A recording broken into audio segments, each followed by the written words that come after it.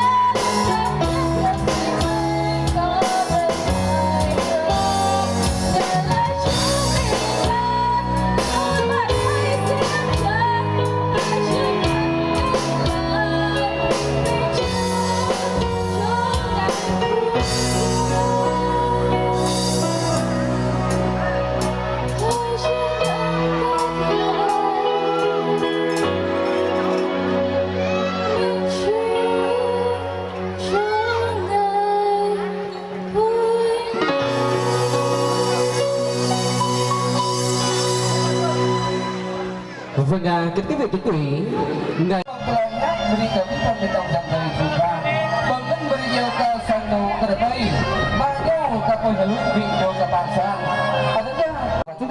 đặc biệt hơn nữa, chúng ta chúc cho gia đình đã có thành viên mới trong gia đình, đó chính là chú Đại Thảo và cô Dâu Hiền.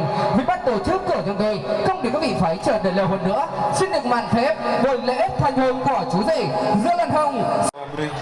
Tay chị để cùng sang mình nó cả có mời số không biết đó là Renan rồi Dolama lần năm là kia ta lại hơn đấy lại mơ tròn nó để đúng anh em ơi lại nhiều mà ác mình chụp mình đi lại nhiều hay chặt mình có mình bị bắt người tê luôn là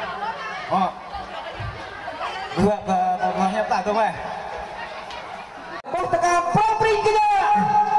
Amerika ini cuma dengan gede.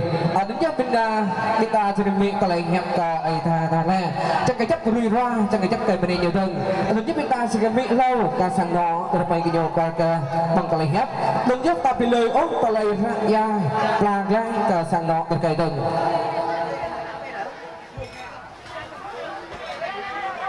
Không lo còn đi ở cái lời tân ngã mùi ngã rơi việc ngoại là hoàng ta rồi sơ cơ có sau lo mình lên để dân cùng đi phi băng dừng cây chỉ hành dịch ta lục qua thì các phi băng ta này cổ hiện mô hiện sẽ có sức hết cùng đi phi băng ta cùng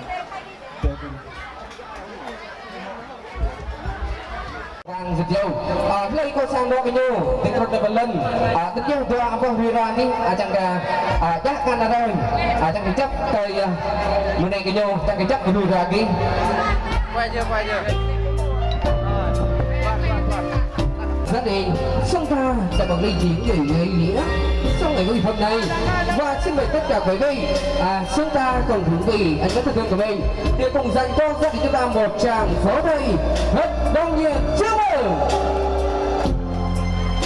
Nhất định là những sự bắt tay của gia đình, đó chính là chúng tôi sẽ chúc cho gia đình chúng ta luôn luôn sức khỏe và luôn sức trực bền nhau. Và giờ đây gia đình chúng ta đã trở lại với một gia đình nhỏ hạnh phúc to. Với chúng tôi mời gia đình chúng ta cùng chương với tình yêu trong ngày cưới, trân trọng kính mời.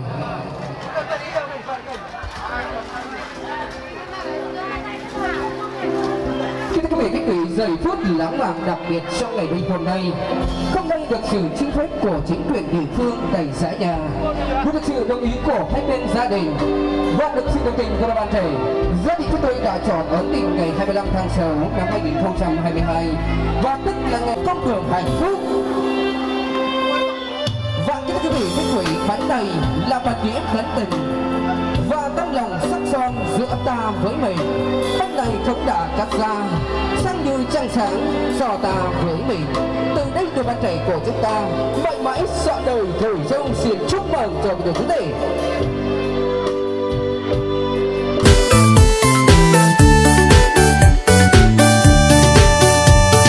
Một đêm trốn hoang vu Chúa ra đời, đầy con đã chờ vờ trôi băng giá. Dân gian có tin vui vẫn bên chỗ quê nghèo, hãy đi tìm xem trẻ thơ. Và có mấy anh rất nghèo tới Vĩnh Viễn, trẻ thơ sống khăn đạp trên má. Và có tiếng ca ấm vang muôn thiên thần, hỏi xem hân hoan câu bình an.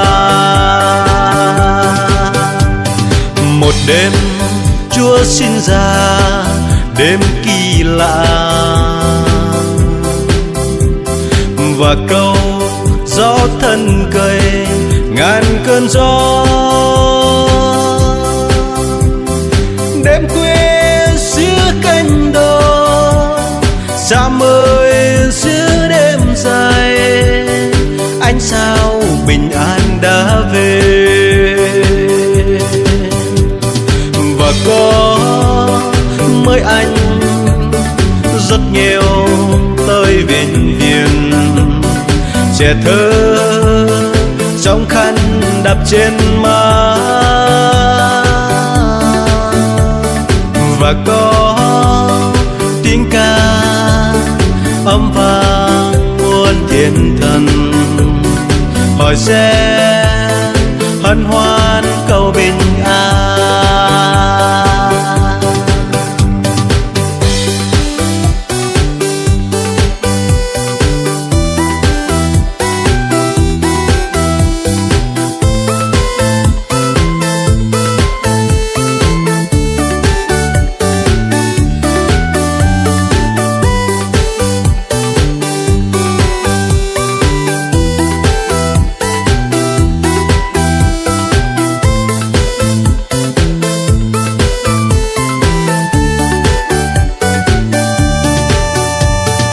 Từ nay Chúa với ta trong cuộc đời,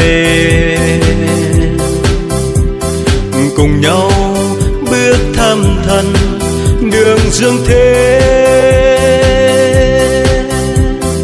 Ai ơi hãy im nghe lời người đã ra đời, đến mau để xem trẻ thơ.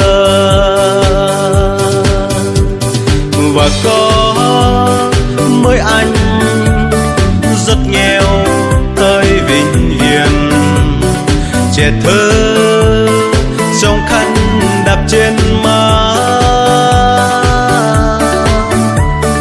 Và có tiếng ca âm vang muôn thiên thần, hỏi sẽ hân hoan cầu bình an.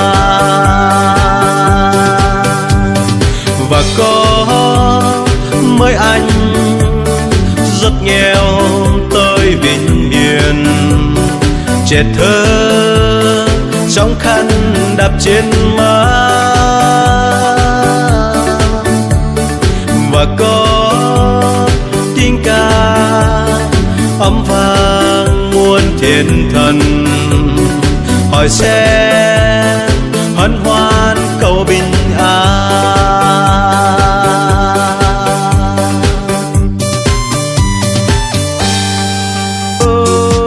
Con đã nhận ra cuộc đời này chỉ có Giêsu đang còn cần, xin tình yêu thương Chúa sao lỗi lầm tim con trót mà.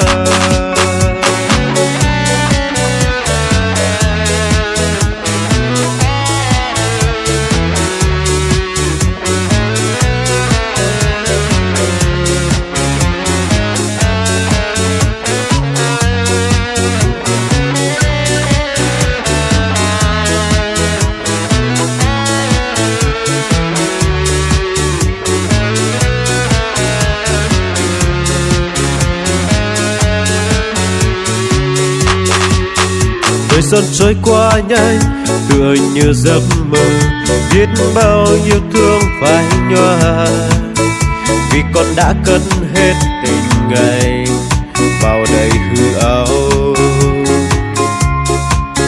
Con tìm cho con ánh sáng và nụ cười bằng nghìn thú vui, giữa đời bàng gian tìm đâu thấy bình an. Thời gian vẫn cứ mãi kìm sâu nỗi đau, trái tim con nghe hoan lệ. Ban đêm tối rơi xuống tầm tư, chợt đào tiếng khóc. Con đã không nghe tiếng Chúa, và lòng con nhiều lần dối trá, đi tìm trong đêm tối đen tình yêu mới.